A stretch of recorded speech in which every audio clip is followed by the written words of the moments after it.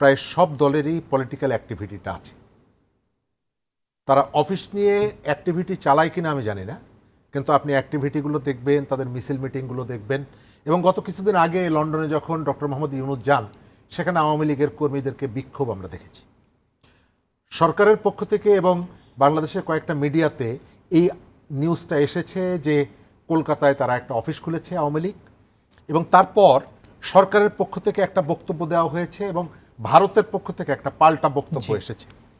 আমরা এখন অপেক্ষা করব ভারতের বক্তব্যের প্রেক্ষিতে তারা যে অভিযোগটা নাকচ করে দিয়েছে, আমাদের সরকার যেন তার কাছে যে তথ্য আছে সেই তথ্য দিয়ে ভারতের বক্তব্যটা যে অসাড় এটি যাতে প্রমাণ করুক। যদিও আমাদের এখানে যতই গলা উঁচিয়ে বলা হোক না কেন, ভারতের সঙ্গে আমাদের যে একেবারে হাড্ডাহাড্ডি লড়াইয়ের কথা বলা হোক না কেন, কখনো কখনো দেখা যায় সরকার রাজনীতিতে মাঠে যে ধরনের কথাটা বলছে, ভারতের সাথে নেগোসিয়েশনের ক্ষেত্রে, জাতীয় স্বার্থের ক্ষেত্রে ততটা দৃঢ়তা দেখাতে পারছে না।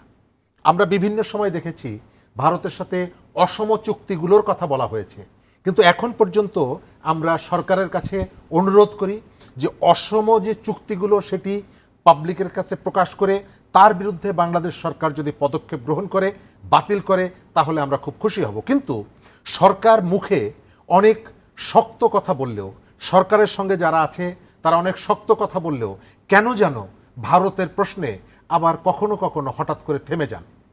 আমরা পররাষ্ট্র উপদেষ্টার একাধিকবারের বক্তব্য শুনেছি, যেটা ভারতের সঙ্গে রাজনৈতিক যে হাড্ডাহাড্ডি প্রতিযোগিতা আত্মমর্যাদা রেখে আমরা চাই একটা স্বাধীন দেশ হিসাবে বাংলাদেশ তার নিজের স্বার্থে সর্বোচ্চ কঠোরতা প্রদর্শন করবে। কিন্তু আমি দেখতে পাই এই সরকার মুখে ভারত বিরোধী যতই ভূমিকা রাখুক না কেন, মানুষকে মুখরোচক যতই বক্তব্য দিক না কেন, ভেতরে ভেতরে কেন যেন একটা সংযোগ এবং সম্পর্ক রেখে চলতে চায়।